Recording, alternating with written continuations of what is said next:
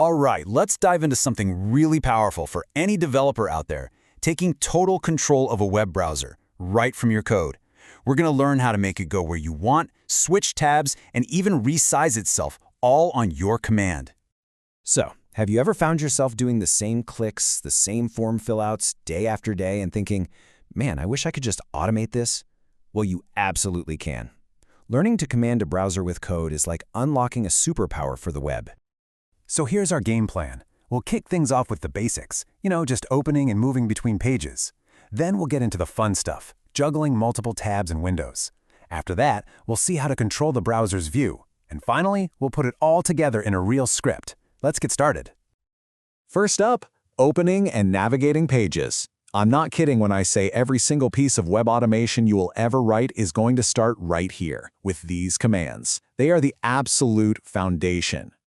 The first command you're going to meet is driver.get. You can think of this as the patient, reliable one. It tells the browser, hey, go to this URL, and don't rush. Wait until everything on the page is fully loaded before you even think about doing the next thing.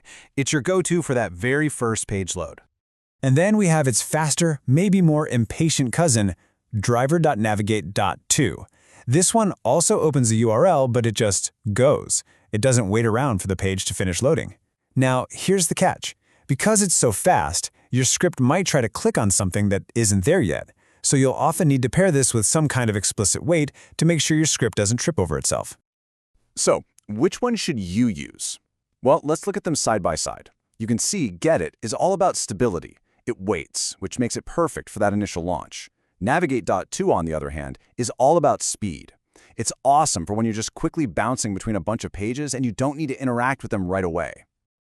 And of course, you need to be able to move around like a real person would, right? Back button, forward button, refresh. The Navigate object gives you these super simple, really intuitive commands to do just that. They are essential tools in your toolkit. All right, so we've got the hang of moving around on a single page. But let's be real, who uses just one tab anymore? What happens when your script needs to deal with multiple tabs? Or maybe one of those pesky pop-up windows? Let's dive in. So here's the really clever part. WebDriver gives every single tab and window its own unique ID. It's called a window handle. And honestly, the best way to think about this is like a unique phone number for every tab. If you want to talk to a specific tab, you got to know its number first. And switching between them is always a simple three-step dance. First, you ask the driver for its contact list, all the phone numbers for every open tab, using get window handles. Second, you go through that list one by one. And third, you use switch to.window to dial the specific number you want to connect with. That's it. And what if you need to make a new tab or window from scratch? Well, it's unbelievably easy. That same switch to command lets you pop open a brand new tab or a whole new window with just a single line of code.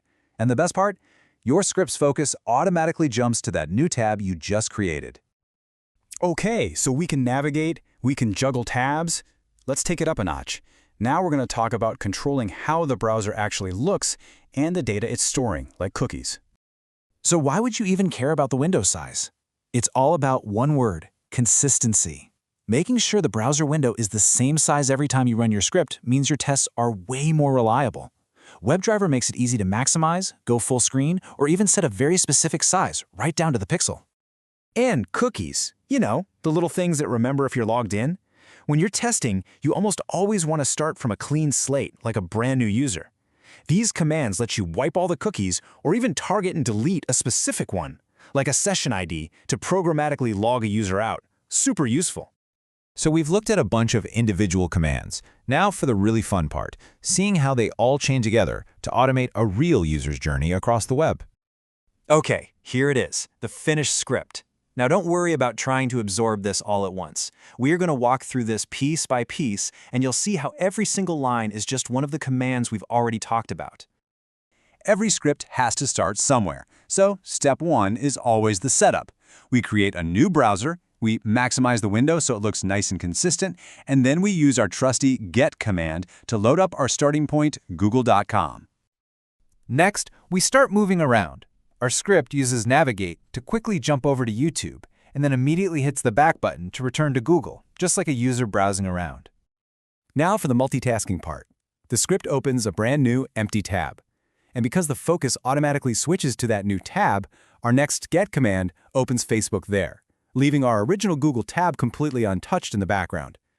And finally, we do a little check. The script gets the phone numbers, the unique IDs, for all the open tabs, which are Google and Facebook.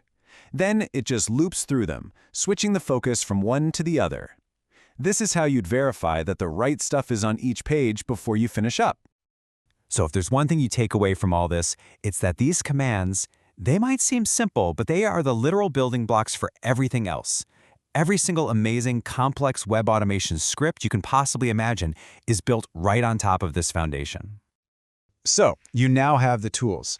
You can tell a browser what to do. The power is in your hands. So the only real question is, what are you going to automate first? Thanks for joining me.